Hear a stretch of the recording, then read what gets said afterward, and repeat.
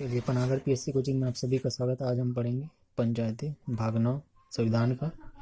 ये पार्ट 3 है पंचायत को उसमें। इसके बाद नगर पालिका के पद बताऊंगा उसमें, उसको पढ़ेंगे। चलिए इसमें बताता हूँ मैं अभी क्या क्या प्रावधान है इसमें।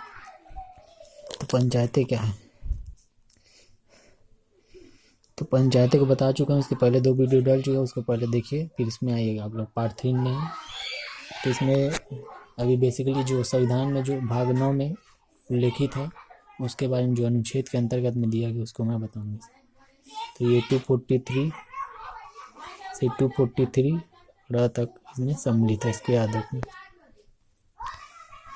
ए से 243 ए से आपका ओ तक, ठीक है। 243 ए से 243 ओ तक इसमें सम्मिलित किया गया। चलिए इसमें अब लिखते चलता हूँ। इसमें 243 में इसमें परिभाषाएं दी गई है। क्या दी परिभाषा दी गई है 243 ए, इसमें ग्राम सभा के बारे में दिया गया। 243 बी, इसमें ग्राम सभा और पंचायतों का इसमें बी का गठन, पंचायतों का गठन इसमें लिखा है। परिभाषा है ए से यहाँ ग्राम सभा, बी में आपका पंचायतों का पद इसमें मतलब दिया गया।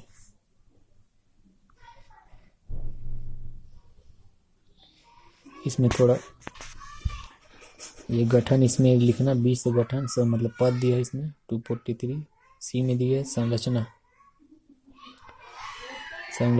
सी से संरचना याद रखना। 243 डी लिखा है, ये डिजर्व बोलिए तो आरक्षण, ठीक। आरक्षण के बारे में दिखा है। 243 ई में क्या है, अवधि दी है, अवधि या कार्यकाल इन लोगों का क्या है, कार्यकाल, इसको याद रखिए। 243 A B C D F, इसमें अयोग्यता घोषित किया गया। इसमें अयोग्यता को इसमें दिया गया। 243 जी, इसमें शक्तियां प्राधिकार उत्तरदायी इसमें दिया। पंचायतों की शक्तियां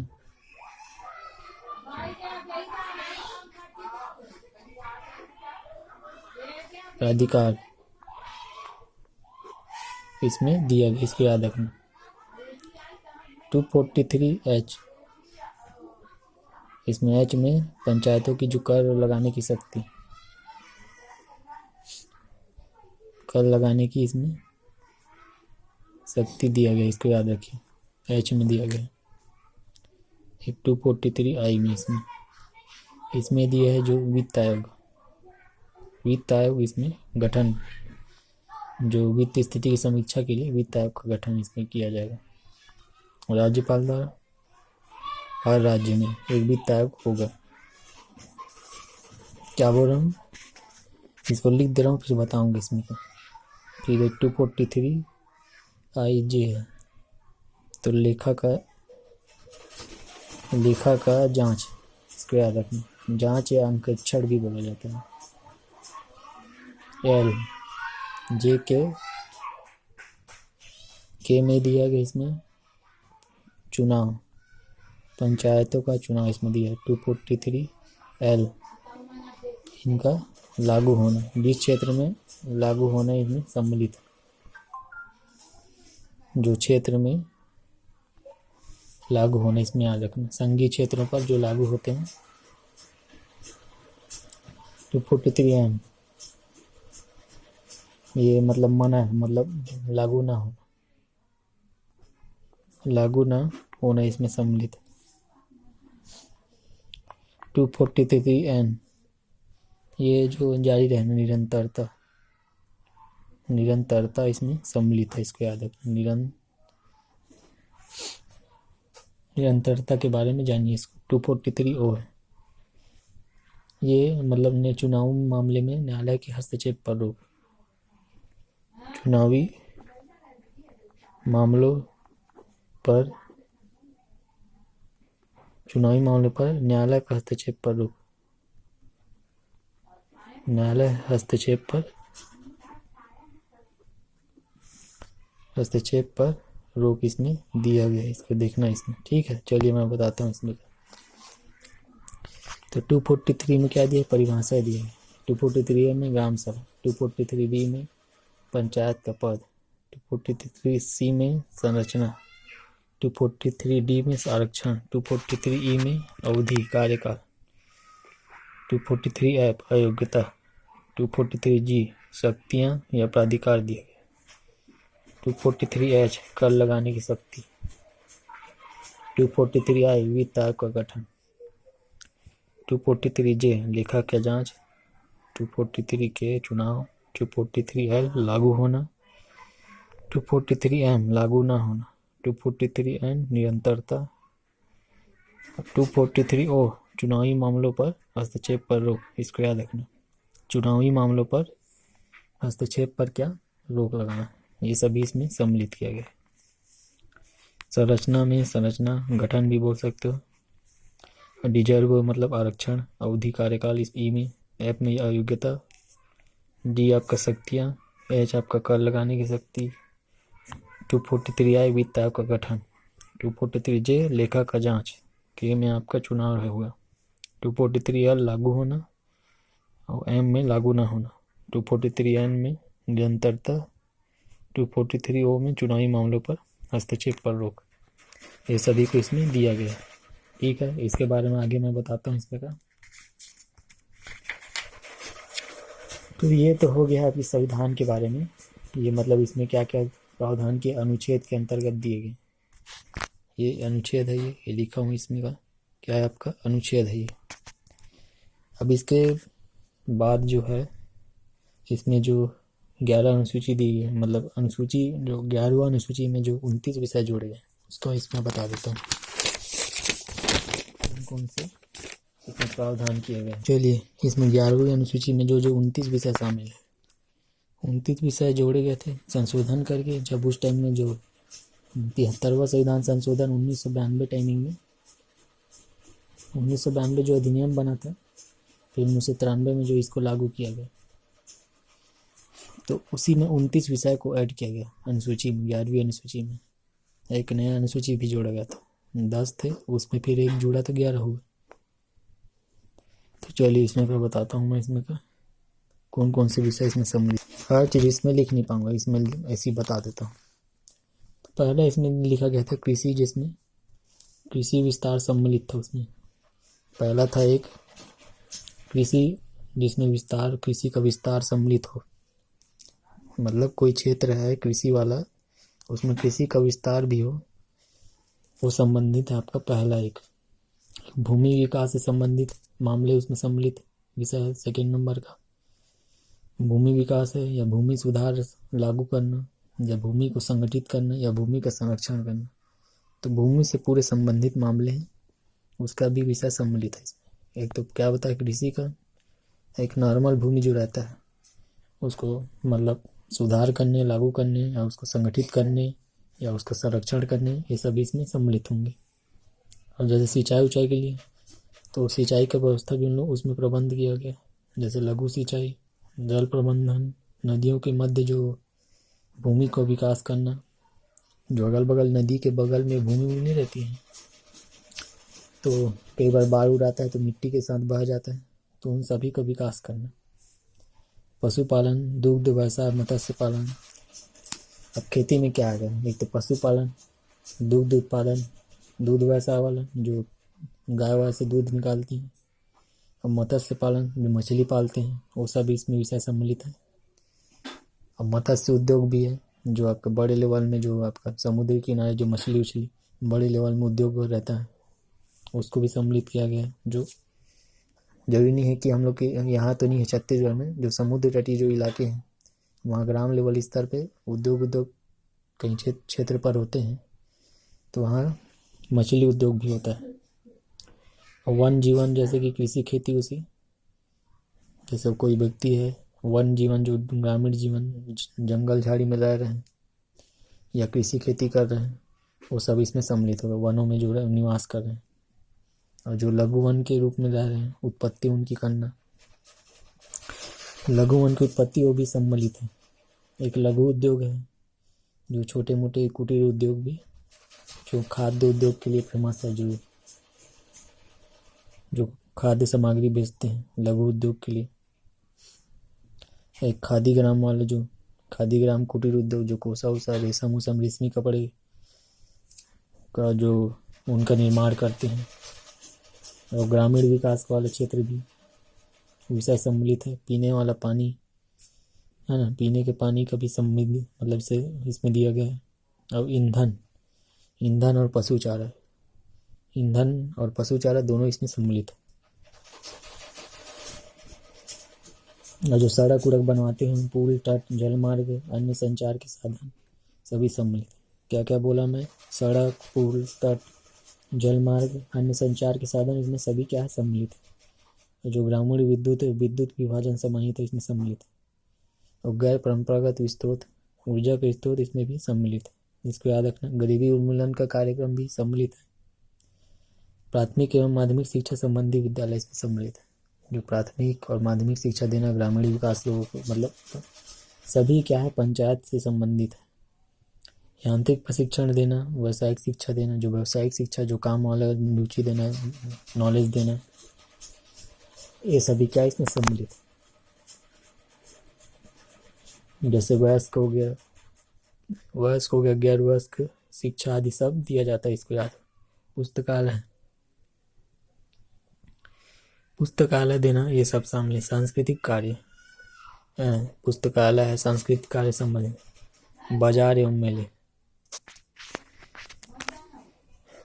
एवं मेले भी सम्मिलित है। स्वास्थ्य एवं स्वास्थ्य संबंधित संस्थाएं, जिनमें जैसे अस्पताल है, प्राथमिक स्वास्थ्य केंद्र है, दवाखाने शामिल हैं, ये सब इसमें सम्मिलित होंगे, इसको याद रखिएगा। पारिवारिक समृद्धि भी इसमें सम्मिलित है। महिला एवं बाल विकास है ना। सामाजिक समृद्धि, जिसमें विकलांग, मानसिक रोगी, समृद्धि निहित, सब इसमें सम्मिलित है। जैसे कमजोर वर्ग की समृद्धि, जिसमें विशेषकर अनुसूचित जाति या जनजाति वर्ग शामिल है। जैसे लोक विभाजन पद्धति, सार्वजनिक संपत्ति की देखरेख, ये सभी एक टॉपिक है, इसको भी सम्मिलित किया गया है इसमें। ठीक है, इसको याद रखना आप लोग। तो अनिवार्य प्रावधान के क्या, एक इसमें अनिवार्य प्रावधान भी दिया गया। जैसे कि 11वीं अनुसूची में जो कोई ऐसी चीज है जो बाध्यकारी है, उसमें प्रावधान किया गया। तो अधिनियम में 73वां जो एक्ट बना है 1992 का, उसमें बाध्यकारी है और स्वैच्छिक भी है। प्रावधानों को पृथक पृथक विवेचन करेंगे इसमें। तो चलिए बताता हूँ, इसमें बताता चलता हूँ मैं, क्योंकि उसमें अलग अलग पृथक तरह से उनका विवेचन भी किया गया है कि इनमें जो अनिवार्य प्रावधान कौन कौन से जिसको लागू करना ही है, और जो स्वैच्छिक है, जो मतलब प्रावधान जो आपको उनके राज्य के ऊपर डिपेंड करता है कि वो लागू करना चाहते हैं या नहीं चाहते हैं। ठीक है, तो इसका बता देता हूँ जो अनिवार्य प्रावधान कौन कौन से हैं।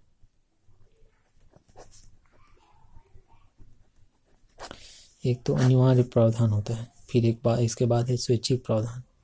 तो अनिवार्य प्रावधान में क्या क्या अंग इसमें सम्मिलित होंगे, इसमें बताता हूँ। तो एक गांव और गांवों के समूह, एक गांव है मान लो, और गांवों के समूह है जब, तो वहाँ एक मतलब एक सिंगल गांव है, और फिर या पूरा गांव का समूह है, तो वहाँ एक तो ग्राम सभा का गठन होना जरूरी है। मतलब वहाँ आपको एक ग्राम सभा, मतलब वहाँ के निवासियों का समूह एक होना चाहिए, बैठना चाहिए, मतलब गठन होना चाहिए। अब गांव स्तर पर पंचायत होना चाहिए, है ना। और माध्यमिक स्तर एवं जिला स्तर पर पंचायतों की स्थापना होनी चाहिए। तो मतलब तीनों स्तर बोला हूँ, गाँव में आपका पंचायत होना चाहिए, और जो ब्लॉक स्तर पर भी होना चाहिए, और जिला स्तर भी पंचायत होना चाहिए, तीनों का होना चाहिए। और तीनों स्तरों में प्रत्यक्ष रूप से सदस्य का चुनाव होना चाहिए। ये भी मतलब कंफर्म है, मतलब आप चुनाव कराओगे तो ऐसी अप्रत्यक्ष रूप से नहीं कराओगे, प्रत्यक्ष रूप से कराना है। ठीक है, इसको याद रखना। और जो इनके जो प्रमुख होंगे, जो माध्यमिक और जो जिले के जो जिला स्तर के जो प्रमुख, जो जिला स्तर के प्रमुख होंगे वो प्रिंस लेवल में अप्रत्यक्ष चुनाव होगा उनका, उन्हीं में सदस्य में से चुना जाएगा। जैसे वर्तमान में अभी देखे होंगे बदलाव हो चुका है, उसमें हम लोग के छत्तीसगढ़ में मतलब अप्रत्यक्ष चुना जाता है अध्यक्ष को, सदस्यों के बीच में से कोई महापौर बन रहा है तो कोई अध्यक्ष बन रहा है, कोई उपाध्यक्ष बन रहा है, ऐसे मतलब नियम बना चुके हैं। और सभी स्तरों में, जो सभी स्तरों पर क्या है, सभी सीटों के लिए प्रत्यक्ष चुनाव, सभी सीटों के लिए प्रत्यक्ष चुनाव होगा। ऐसा नहीं कि किसी एक के लिए अप्रत्यक्ष चुनाव होगा या दूसरे के लिए प्रत्यक्ष होगा, ऐसा नहीं है। सभी के लिए प्रत्यक्ष तो प्रत्यक्ष होगा, सदस्य का मतलब सदस्य का जो चुनाव होगा। और ST SC वहाँ दोनों के लिए आरक्षण होना जरूरी है, प्रमुख दोनों के प्रमुख के लिए भी होगा, क्या बोल रहा हूँ, प्रमुख सदस्य एवं प्रमुख दोनों के लिए, मतलब सदस्य के लिए आरक्षण होगा और उसके जो नेता बनेंगे, जो प्रमुख रहेंगे, अध्यक्ष रहेंगे, उपाध्यक्ष, उसमें भी सीट का आरक्षण होगा। ठीक है। और जो इस सभी स्तरों में जो है, सभी स्तरों में मतलब सभी स्तरों में मतलब बोलने का मतलब क्या है, पंचायत लेवल में मतलब ब्लॉक स्तर पर, जिला स्तर पर, तीनों में होना चाहिए। तो सभी स्तरों में क्या है, सदस्य एवं प्रमुख दोनों के लिए, मतलब सभी स्तरों में क्या बोल रहा हूँ, जैसे सदस्य और प्रमुख दोनों के लिए 1/3 पद महिलाओं के लिए आरक्षित है। 1/3 कब मतलब महिलाओं के लिए आरक्षित होना चाहिए, मतलब सदस्य भी हो तो उसमें 1/3 महिला होना चाहिए हर लेवल में, पंचायत, ब्लॉक, जिला, दोनों तीनों में। और उसमें भी सदस्य में जो अध्यक्ष होंगे उसमें भी 1/3 मतलब महिला होना चाहिए उस टोटल राज्य की जनसंख्या के पॉपुलेशन में। ऐसा मतलब प्रावधान उसमें अनिवार्य रूप से होना चाहिए। 5 वर्ष तो होना ही चाहिए सभी का निकाय का, क्योंकि पूरे निकाय का कार्यकाल 5 वर्ष है, तो उसके स्वाभाविक उसका जो पंचायत का भी कार्यकाल समाप्त होने के 6 माह की अवधि के भीतर नए चुनाव का भीतर मतलब की जानी चाहिए। मतलब 6 महीना बचा रहेगा ना, तो उसमें चालू कर देते हैं चुनाव से संबंधित।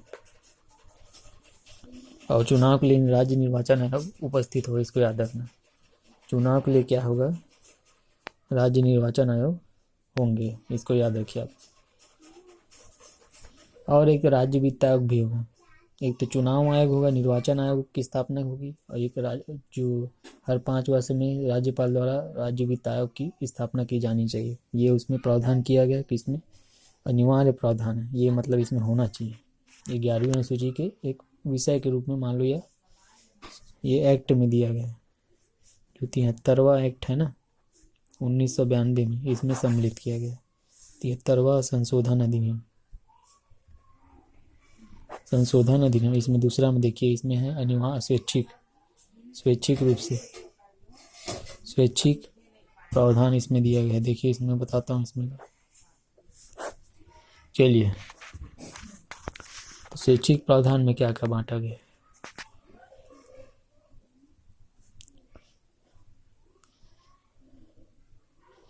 तो स्वैच्छिक प्रावधान में इसमें दिया गया है, देखिए इसमें तो इसमें स्वैच्छिक रूप है, मतलब ये गारंटी पाबंद वो नहीं है कि आप प्रेशर देके किसी को नहीं बोल सकते कि भाई इसको कराओ, ऐसा वैसा नहीं है। ठीक है।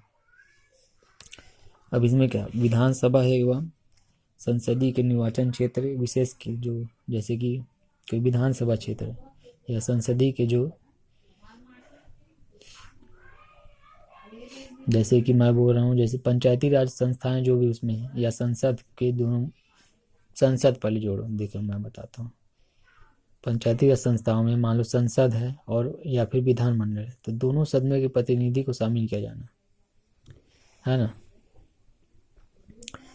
कोई विशेष है, कोई संसदीय मामला है, मैं क्या बोल रहा हूँ, उस मतलब जो आपका पंचायती राज संस्थाओं में या फिर तो संसद के या तो विधानमंडल के, अगर अलग अलग है राज्य लेवल में राज्य में, केंद्र लेवल में केंद्र में, तो दोनों में क्या होंगे, प्रतिनिधित्व तो शामिल किया जाना, मतलब दोनों सदन। तो ये अनिवार्य स्वैच्छिक है उनका, या तो दोनों को ले सकते हैं, दोनों जैसे राज्य में आपका विधानसभा विधान परिषद, या उसमें जाएंगे तो आपका लोकसभा राज्यसभा, दोनों के सदन इसमें क्या होने चाहिए, आपका निर्वाह मतलब शामिल होना चाहिए। इसको याद रखिएगा आप लोग, समझ गए इसमें का। और अगला एक और देखिए इसमें और प्रावधान थे इसमें, जो पिछड़े वर्ग के लिए जो पंचायत के किसी भी स्तर पर हो, चाहे ग्राम हो, ब्लॉक हो, जिला स्तर पर हो, सदस्य एवं प्रमुख दोनों के लिए ओबीसी के लिए आरक्षण, ऐसा इसको भी प्रावधान किया। लेकिन ये उनके ऊपर है, या तो ओबीसी को दे सकते हैं या तो ओबीसी को मतलब नहीं दे सकते, ये है इसका प्रावधान। अब पंचायत स्थानीय सरकार के रूप में जो है, पंचायत जो है स्थानीय सरकार के रूप में कार्य कर सके तो उन्हें अधिकार एवं शक्तियां देना। क्या बोल रहा हूँ, पंचायत जो स्थानीय सरकार के रूप में कार्य कर सके, इस हेतु उन्हें अधिकार एवं शक्तियां देना, अधिकार एवं शक्तियां देना। इसको मतलब उसमें दिया गया संक्षेप में, उन्हें मतलब स्वायत्त निकाय बनाने के लिए शक्तियां, उनको अधिकार और प्रावधान दिया जाए, मतलब किया जाए। अरे तो मतलब बोलने का मतलब ये है कि अगर पंचायत को आप स्थानीय सरकार के रूप में कार्य कर सके, मतलब उसको शक्ति नहीं देंगे, अधिकार नहीं देंगे, छोटा मोटा अधिकार नहीं देंगे, तो चलाएगा कैसे, वो चलाएंगे कैसे? कुछ तो अधिकार उनको होना चाहिए, निकायों का, स्वायत्त निकाय कुछ बनाने का। तो ये सबसे ठीक है, ठीक है। वो चाहती है राज्य बना सकती है, उनके उनके राज्य अपने अपने राज्य के अपने अपने नियम अनुसार होगा। जैसे पंचायत हो गया, सामाजिक न्याय, उनका आर्थिक विकास, तो उनसे संबंधित योजना है ना, जो स्वैच्छिक है। जैसे पंचायत के जो को अपनी सामाजिक रूप से न्याय दिलाने के लिए, आर्थिक रूप से न्याय दिलाने के लिए कोई योजना बना सकती है, तो उनको जो है 11वीं अनुसूची जो 29 कार्यों में तो योजना बनाने को संपन्न किया गया, क्योंकि सामाजिक न्याय और उसमें शामिल होते हैं, लोगों को मतलब दिया जाना, ठीक है, इसको याद रखना। और जो वित्तीय अधिकार देना, तो उन्हीं जो उन लोग को, जैसे कि ग्रामीण जो पंचायत को ग्रामीण में जो वित्तीय अधिकार दिया जाता है, शुल्क लगाने का, कहीं भी पथकर में सूत्र शुल्क लगाने, रोड में चलने के लिए शुल्क, है ना, ठीक, वहाँ बैठने पर जो दुकान उकान लगाते हैं उसमें शुल्क, और जो पैसा कलेक्ट करने के लिए शुल्क लिया जाता है,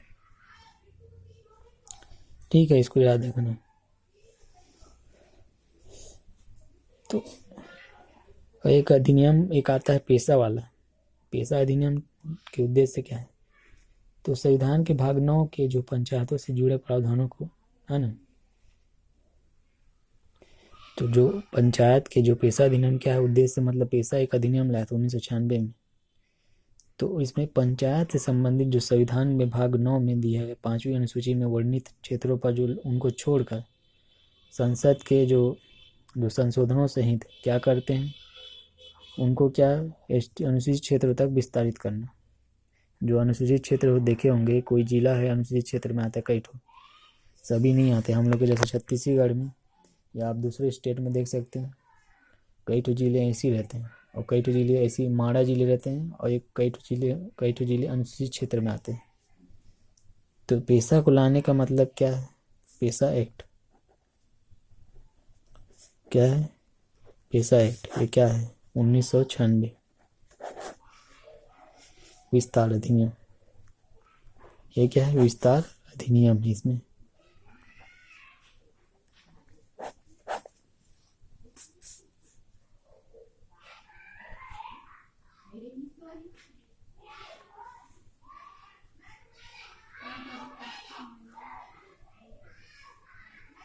ठीक है, इसमें देखिए,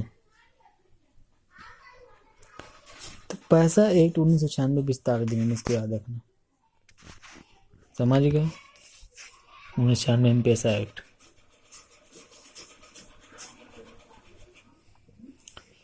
तो इसमें होगा क्या, तो विस्तार अधिनियम क्या है,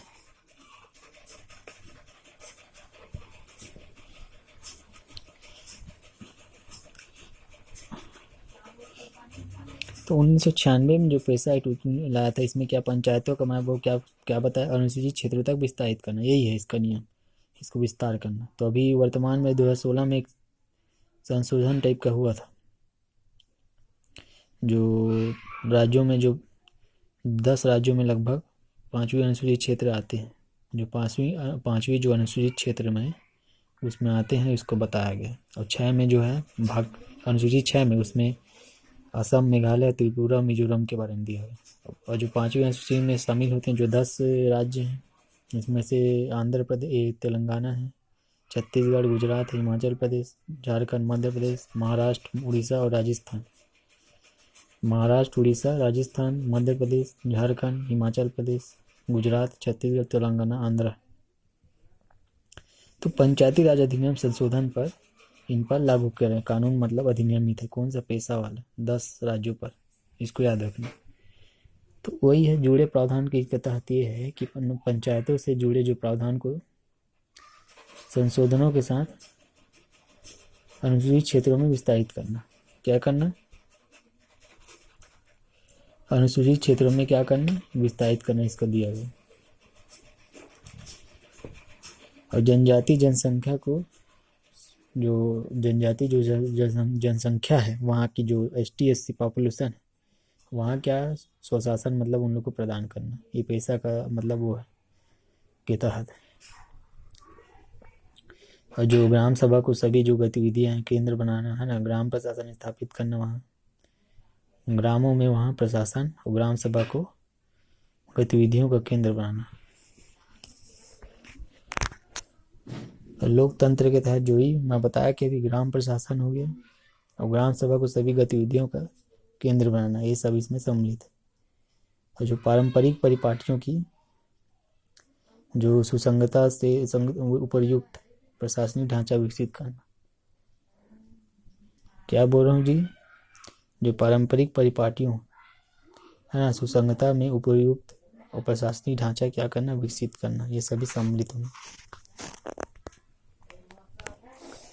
और जनजाति जो समुदायों की परंपराओं एवं रिवाजों की सुरक्षा तथा संरक्षण करना, इसको याद रखना। जो जनजाति समुदायों की परंपराओं और उनके रिवाजों को सुरक्षा और संरक्षण प्रदान करना किसमें उल्लेखित है? पेशा में उल्लेखित है।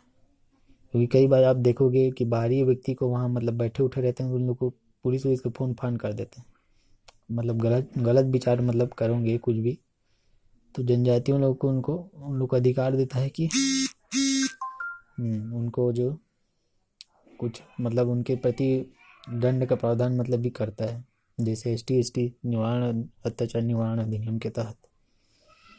और उनको जनजातियों के उनके रीति रिवाज परंपराओं को कुछ कर आप तोड़ रहे हो, कहीं मूर्ति उर्ति लगी है उसको, किसी पेड़ उड़ को आपको उसमें उन लोग पूजा करते हैं, आप वहाँ पे कोई उल्टा सीधा हरकत करो, उनका संरक्षण करते हैं उन लोग।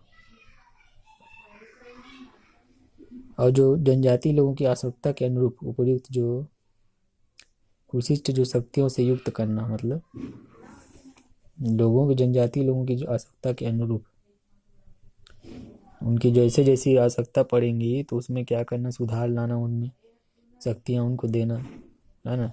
तो ये सभी उसमें सम्मिलित होता है। उनको देखे होगे, उनको जनजाति लोगों को वहाँ का निवास और जंगल झाड़ी की लकड़ी उकड़ी इकट्ठा करने के लिए उनको सभी को छूट दिया जाता है।